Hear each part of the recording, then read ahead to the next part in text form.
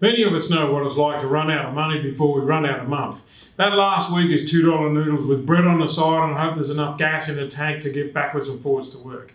And for the large majority of the population, what I just described is a way of life rather than an exceptional month. The same is true for even more people when it comes to stress. We're ready for a holiday long before it's due, so we leap to the finish line by pushing into the red line. And coping with the need to produce world-class work for longer and longer hours every day, week after week, and then rushing home to build a family worth belonging to while paying attention to a sensible diet and exercise means we give up me time, the very thing we need the most. We're very much like a rampant 2-year-old. You've no doubt seen that kid, overtired and overstimulated, rushing around like a banshee at bedtime, playing just one more ride on dad's back to avoid what they and dad need most, which of course is a big dose of restorative rest. So how are we like that 2-year-old? Well, put simply, we need to go to bed early, at least a couple of times a week, but instead we watch TV till all hours with our phone in one hand checking the news and Facebook on our laptop.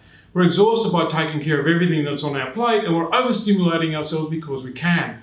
It's about the only form of me time we can get. So we're like junkies. We know it's not good for us. We know it's actually bad for us, but we crave some mental and emotional space badly enough to be addicted. We can't even wait in line for 3 minutes of Macca's without pulling out that smartphone to distract ourselves from the world around us by taking ourselves into basically a fantasy world. It's got to make you ask if you're as smart as that phone. So what should we do? How do we make it to holiday time or even the weekend without running on empty for so long that the holiday's half used in just unwinding? Really, it comes down to your ability to say no regularly. No to staying up late. No to eating food that comes in packets. No to too much alcohol. No to working stupid hours. No to skipping the gym. Now, these no's are not easy. They're just imperative and vital, that's all. When we say no enough, we're actually self-parenting. We're saying to ourselves that we acknowledge that we're worth it, that one more beer or chocolate or episode of NCIS is what we want, but what we need is more important. And putting our needs in front of our wants is one of the great secrets in life. Understanding that you should unplug and go digital free for a week isn't going to ruin your life, but it is going to start you taking care of yourself. Forcing yourself to take the time to cook fresh, pure and natural may be time consuming, but every minute you do is time spent focusing on you. Leaving work early to go to yoga might make you look like a slacker, but it tells everyone, including you, that the investment pays off in well-being and productivity.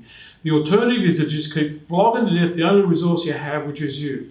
The real question comes down to this. What do you need to do to take care of yourself that you've been neglecting? And I don't mean what do you need to do that you know you need to do, but you're not going to do it because you've already sold yourself on the idea that it's too hard to fit all in. Because you see, my friend, I'm here to tell you that you've got the same number of hours as everybody else. If you can handle a dose of brutal reality, here it is. This isn't about the number of hours in the day and how busy you are. It's about muscling up and taking a stand for you. It's about kicking all those competing pressures to the curb and doing what will turn you into a better person. It's about demonstrating to your kids that they'll become either a master or a slave to the circumstances of life. You have to grab life by the scruff of the neck and force it to fit. Otherwise, it's going to do that to you.